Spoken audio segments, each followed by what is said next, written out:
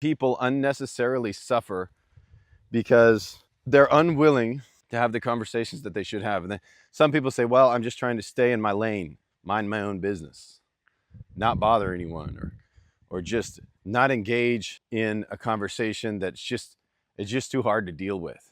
At the same time, they complain about not being connected, not being able to communicate, not being able to trust somebody that they really would like to trust.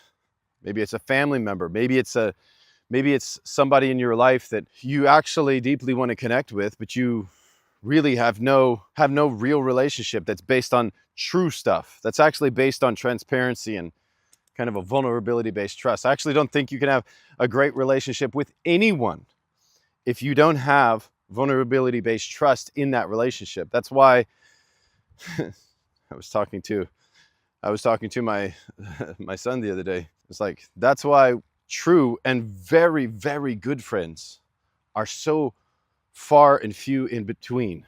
They're hard to come by. I have a number of very, very good friends, and I talked to my son like, but that's not the majority.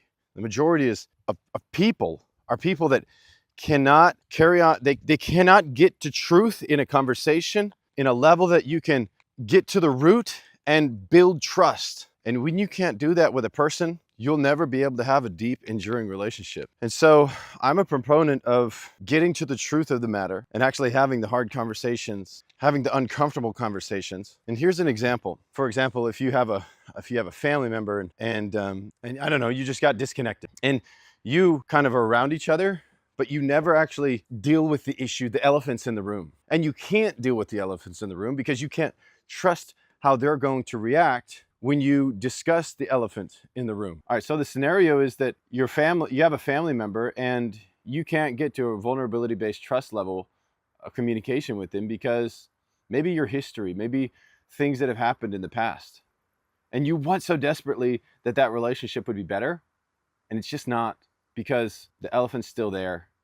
The conversations haven't been had, and you don't even think that the conversation that needs to happen is possible. If you don't have the conversation, that hard one that you've kind of been avoiding for a while, maybe some years, and you've always been waiting for that phone call that's never going to come, they're never going to call and say, hey, I'm so sorry. I realize now how wrong I was, and I realize we need to talk about this right now so that we can get this out of our way of our relationship, so that we can grow together. That call is never coming. But what you can do is you can have a conversation, although challenging, although painful, although very risky, also has great potential. And John Maxwell said that if you're not willing to be in a state of risk, you're never going to enjoy the state of improvement. And I wholeheartedly agree with that, because in order to improve the relationship, in order to make things better, you're going to have the hard conversation. And until you initiate that, nothing's going to change. So my advice is learn how to have a hard conversation and then go do it. And so many times in my life, I've seen that people have been so grateful for that one hard conversation that was avoided for years and years. But then it was done, it was had. And because you're both mature and because you both have each other's best interest in mind, not your own selfish. I'm not talking about selfish bickering and fighting and stupid crap like that. I'm talking about you care about each other's best interests. You're willing to grow and learn, and then you deal with the thing that's been separating you, that's keeping you apart. And if the other party has a much different perspective or different ideology than you respect that, right? And that's the hard part.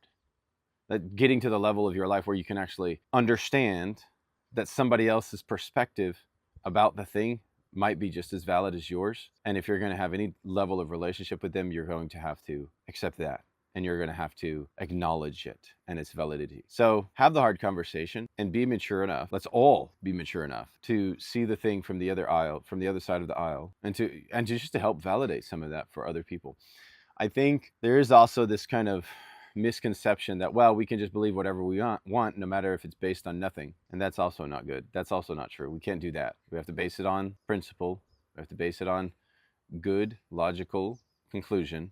We don't just get to do whatever the heck we want. We actually have to make sure that when we make the conclusions, when we have the conversations, that we don't just start getting into the no man's land of anything about any feeling about anything goes. It has to be something that's meaningful and truthful and based on a principle, and then it goes. Otherwise, It's just a feeling, and feelings are fleeting, and feelings lie. So I don't know. I thought I'd just put this video out because I think it's very important for so many people who want healed relationships, who want healed productivity in their teams, who want healing across their connections, but they're not ready to allow principle-based thought and logic and kindness to be part of the conversation, and they're not ready to have the uncomfortable conversation.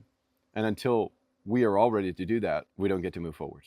We stay right where we are. But until you're ready to take on the risk of change, the risk of actually taking the action and potentially making a different outcome, you condemn yourself to never being able to take on that wonderful outcome of connection, unity, vulnerability-based trust, and progress. If this resonated with you, please like the video, subscribe to our channel, because every week I post content just like this to help leaders grow, to help businesses prosper, and help people connect.